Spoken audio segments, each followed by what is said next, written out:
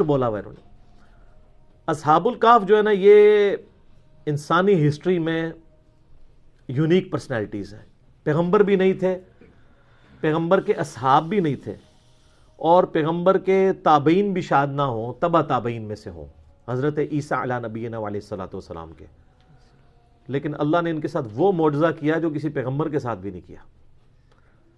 سورۃ البقرہ میں حضرت عزیر کا نام تو نہیں آیا, وہ تورات میں ملتا ہے, لیکن اتنا ہے کہ پیغمبر, وقت کے پیغمبر کو اللہ تعالیٰ نے 100 سال کے لیے سلا دیا.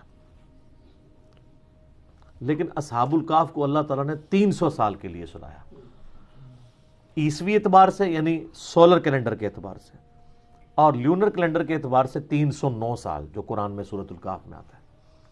سورت نمبر 18 ہے قرآن پاک میں, پارہ نمبر 15 میں پہلی 26 آیات پڑھ لیں تو سورۃ الکہف میں آپ کو اصحاب الکہف کا پورا واقعہ پتہ چل جائے گا. اور یہ کرسچن ٹریڈیشن میں بھی 7 سلیپرز کے نام سے مشہور تھے. 7 یعنی اللہ کے نیک بندے سونے والے, اور 8واں ان کا کتا تھا. کرسچنز بھی ان کو اولیاء اللہ کے طور پر مانتے تھے. یہ سمجھنے حضرت عیسیٰ کے تبع تابعین میں سے ہیں. حضرت عیسیٰ علیہ السلام کے رفع سماوی یعنی دنیا سے اٹھائے جانے کے آلموسٹ آپ سمجھ لیں 100 سال بعد کا یہ واقعہ ہے. 146 عیسوی کا, آج چل رہا ہے 2019 عیسوی 14 نومبر. قرآن حکیم میں اللہ تعالیٰ فرماتا ہے چند نوجوان تھے, بوڑھی ہڈیاں نہیں بات قبول کرتی, چند نوجوان. اذ اول فتیۃ الی الکہف فقالوا ربنا آتنا من لدنک رحمۃ وہیئ لنا من امرنا رشدا. چند نوجوان تھے جب انہوں نے ایک غار میں پناہ لی, اور وہاں انہوں نے دعا کی, اے رب ہمارے, آتینا من لدنک رحمہ, ہمیں اپنے پاس سے رحمت عطا فرما, اور ہمارے ہر معاملے میں کامیابی کی کوئی راہ نکال دے. اتنی کامل دعا ہے. میں اکثر اپنے بھائیوں سے کہتا ہوں, اس سب کانٹیننٹ کے معاشرے میں ہم نے اس کمزور سے پلیٹ فارم سے یہ جو دعوت لانچ کی ہے, اور آج تمام مکاتب فکر پہ سارے بر اعظموں پہ جا کے چھا گئی ہے, اس کے پیچھے جو روح ہے وہ یہ دعا ہے. کیونکہ میں بھی اللہ تعالیٰ سے یہ دعا کیا کرتا تھا کہ اصحاب الکہف کے ساتھ تو نے غیر معمولی واقعہ کر دیا. پوری رومن امپائر بت پرست ہے, اور 7 نوجوان اسلام قبول کرتے ہیں, تو نے ان کے ساتھ معجزہ کیا. آج یہاں سب کانٹیننٹ میں بھی اکثریت دین کے نام پہ گمراہی ہے. ہماری آواز کیسے لوگوں تک پہنچے گی؟ ان مکاتب فکر تک جن کی کروڑوں فالور, لاکھوں مسجدیں, لاکھوں علماء ہیں. اس کے پیچھے یہ راز ہے کہ میں دعاؤں میں, اپنی تشہد کی دعاؤں میں, عام دعاؤں میں یہ دعا آپ دیکھتے ہیں ہر درس قرآن سے پہلے میں پڑھتا ہوں, ربنا آتینا من لدنک رحمہ وہیئ لنا من امرنا رشدا. اس کے علاوہ بھی حضرت یونس علیہ السلام کی دعا, لا الہ الا انت سبحانک انی کنت من الظالمین, اور دعائیں بھی. تو یہ اصحاب الکہف چند نوجوان تھے, توحید کی دعوت انہوں نے قبول کی. بادشاہ کے دربار میں کھڑے ہو کے انہوں نے اعلان کیا کہ ہم تیری عبادت نہیں کریں گے, کیونکہ رومن امپائر میں اس وقت بت پرستی تھی, اور اس ایمپرر کو خدا مانا جاتا تھا. انہوں نے کہا تو بھی ہماری طرح کا انسان ہے, اپنے آپ کو نیند سے, کھانے پینے سے آزاد نہیں کر سکتا, ہم تیری عبادت کیوں کریں, ہم اس رب کی بات کریں گے جس نے زمین و آسمان کو پیدا کیا. پھر پرسیکیوشن شروع ہوگی. اچھا ہے یہ ایلیٹ کلاس سے تھے, شاہی فیملی سے تعلق رکھنے والے, یعنی یہ لوگ تھے. پھر ان کے دل میں اللہ نے یہ بات ڈال دی کہ پہاڑ میں جا کے پناہ لیتے ہیں تاکہ ہم ان کے ظلم و ستم سے بچ سکیں. تو یہ ایک پہاڑ پہ چلے گئے, ایک غار میں. یہ پورا واقعہ قرآن پاک میں آیا ہے. پھر اللہ فرماتا ہے انہوں نے غار میں پناہ لی, اور اللہ تعالیٰ فرماتا ہے ان کو ہم نے وہاں پہ تھپکی دے کے سلا دیا. آئے ہائے ہائے, اللہ نے کہا میں نے تھپکی دی ان کو, ان کے کانوں پہ تھپکی دی, سو گئے. اچھا یہ جو آیات ہے نا, جس کو رات کو نیند نہ آتی وہ لوگوں کا تجربہ ہے. یہ والی آیات رات کو پڑھ کے سوئیں نا, تھپکی والی تو نیند آ جاتی ہے. ظاہر تجربے سے ہے نا. کئی صحابہ کرام نے قرآن میں کئی وظائف ڈسکور کیے ہیں. میرا مسلم شریف میں حدیث بھی ہے کہ نبی علیہ السلام نے فرمایا زمانہ جاہلیت کے بھی اگر ہیں اس طریقے کے دم مجھ پہ پیش کرو, اگر شرک نہیں تو کرتے رہو. تو اس سے تو بدرجہ اولیٰ قرآن میں سے کسی نے کوئی چیز ڈسکور کر لی, ٹھیک ہے. تو اللہ تعالیٰ فرماتا ہے ہم ان کی کروٹیں بھی بدلا دیتے تھے, بیڈ سول نہ ان کو ہو جائے. کروٹ بھی اللہ خود بدلاتا تھا. ظاہر ہے ایک جگہ لیٹے رہیں گے تو حالانکہ یہ بھی معجزہ ہو سکتا تھا کہ لیٹے رہے اور کچھ بھی نہ ہو، لیکن فزیکل فنومینا بھی ساتھ ساتھ چل رہے ہیں. اور اللہ نے فرمایا اس غار کا دہانہ ایسا تھا کہ ڈائریکٹ سورج کی روشنی نہیں آتی تھی، ٹیولائٹ آتی تھی، یعنی اس کا دہانہ آپ سمجھ لیں نارتھ کی طرف تھا، تو سورج یہاں سے ہوتا ہوا ادھر چلا جاتا تھا، انڈائریکٹ لائٹ آتی تھی، ڈائریکٹ لائٹ بھی نہیں آتی تھی. وہ سوئے رہے. اور اللہ تعالیٰ ماتا ہے 300 سال 309 سال تک، یعنی لیونر کیلنڈر کے مطابق، اور سولر کیلنڈر کے مطابق 300 سال بنتے ہیں، وہ سوئے رہے. اور پھر میں ان کا ایک کتا ہے جو اس غار کے دہانے پر ہے، اور اس کی اتنی ہیبت ہے کہ اگر کوئی یعنی غار کے دہانے پہ جائے بھی نا تو اس کتے سے وحشت کھا کے وہ بھاگ جائے. وہ حفاظت کے لیے اللہ تعالیٰ نے. اب وہ کتا بھی ایسا تھا کہ وہ ایک جگہ تھا، بس اس کو اللہ تعالیٰ نے ایسے ہی سلا دیا، لیکن اس کا روب ایسا تھا کہ کوئی اس غار کے قریب بھی نہیں جاتا تھا، اگر کوئی بولا بھٹکا وہاں پہ پہنچ بھی جائے، ورنہ تو جب تک سارے غار نہ جج کیے جائیں پتہ نہیں چل سکتا. اور پھر کافروں نے یہ کیا کہ ان کے ناموں کی تختیاں لکھ کے ان کے اوپر سزا جو تھی وہ ایک تختی رقیم اسے کہا جاتا ہے، اصحاب الرقیم بھی انہیں کہا جاتا ہے عربی میں. اس غار کا منہ بند کر کے وہاں پہ رکھ دی. اللہ تعالیٰ نے ان کو سلا دیا. وقت کے ساتھ ساتھ شکست و ریخ ہونا شروع ہوا، وہاں سے راستہ کھل گیا. اور اللہ کا کرنا یہ ہوا کہ اسی دوران رومن امپائر کا جو کانسٹنٹائن 2 تھا نا 337 عیسوی میں، اس نے مرتے مرتے عیسائیت قبول کر لی. اب عیسائیت قبول کرنے کا مطلب یہ تھا کہ پوری رعایا نے عیسائیت قبول کر لی، پوری رومن امپائر کرسچن ہو گئی اس وقت کے مسلمان. یعنی حضرت عیسیٰ علیہ السلام کے اٹھائے جانے کے 300 سال کے بعد، ورنہ ان 300 سالوں میں عیسائیوں نے بڑے ظلم اٹھائے ہیں ان بت پرستوں کے ہاتھ، وہ تو ایک پوری داستان ہے. تو اب وہ جب اٹھے تو وہ آپس میں کلام کرنے شروع ہو گئے کہ ہم کتنی دیر سوئے ہیں، دن یا دن کا کچھ حصہ. ان کو آئیڈیا نہیں ہوا، کیونکہ علم غیب نہیں تھا اس زمانے میں ہوتا. ان کو پتہ، حضرت عزیر علیہ السلام کو نہیں پتا چلا میں 100 سال سویا رہا ہوں. ٹھیک ہے، تو اللہ تعالیٰ نے ان کو سلا دیا. اب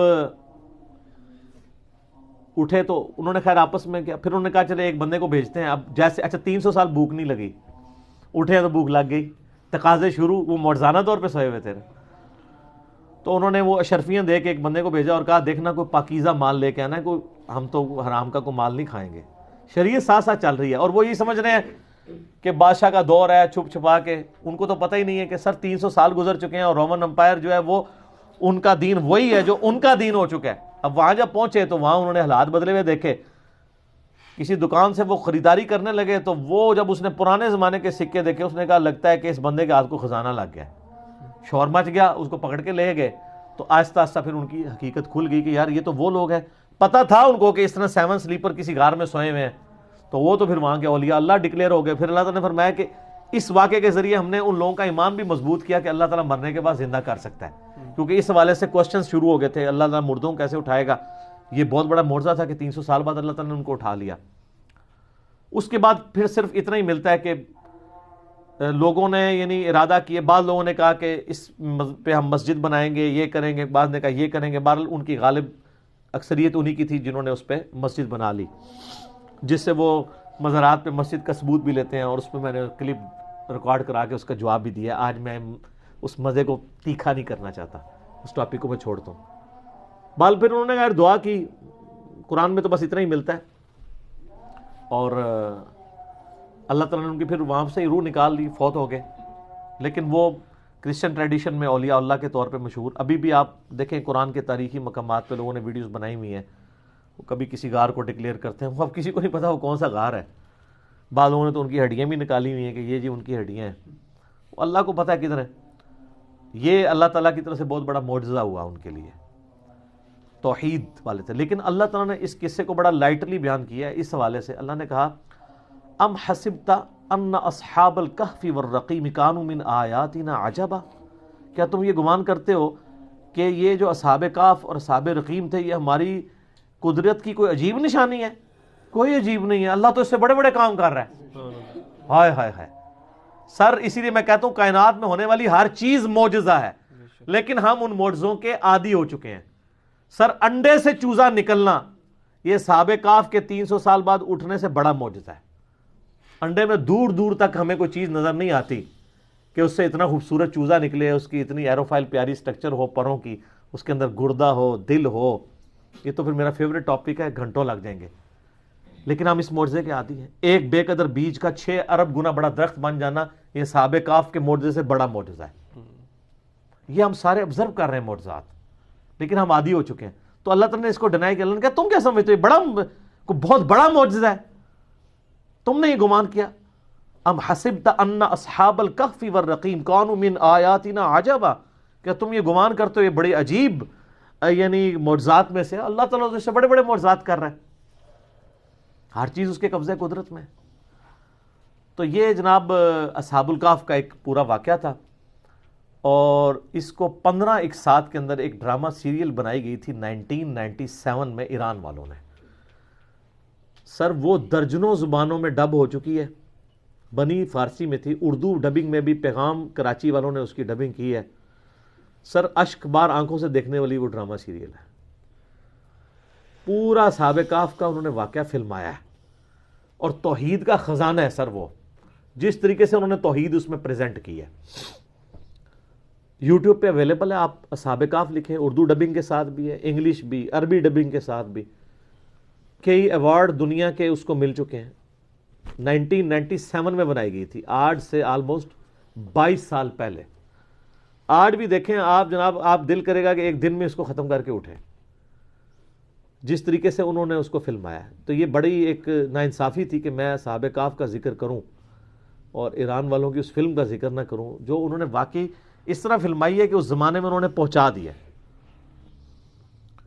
آپ کو یعنی موٹیویشن ملے گی کہ یار یہ لوگ بھی تھے جنہوں نے اپنی زندگی اللہ کے لیے وقف کی، اللہ نے ان کو ہمیشہ کے لیے امر کر دیا. آج لوگ ان کا ذکر کرتے ہیں. قرآن قیامت تک پڑھا جائے گا، اور اللہ کے ان موحدین کا ذکر لوگ ہمیشہ کریں گے، ان کی مثالیں دیں گے کہ جناب ایسے نوجوان بھی ہوتے ہیں. اچھا یہ تو واقعہ اللہ تعالیٰ نے بیان کیا تھا تاکہ لوگ توحید کی طرف رغبت کریں. ہم نے اس کو فضائل کا ذریعہ بنا لیا، وہ بھی ہے. صحیح مسلم میں حدیث ہے، جو سورہ کاف کی پہلی 10 آیات حفظ کر لے گا دجال کے فتنے سے بچ جائے گا. تو کبھی اس پہ غور کریں کہ دجال کے فتنے کا اس سے کیا تعلق ہے.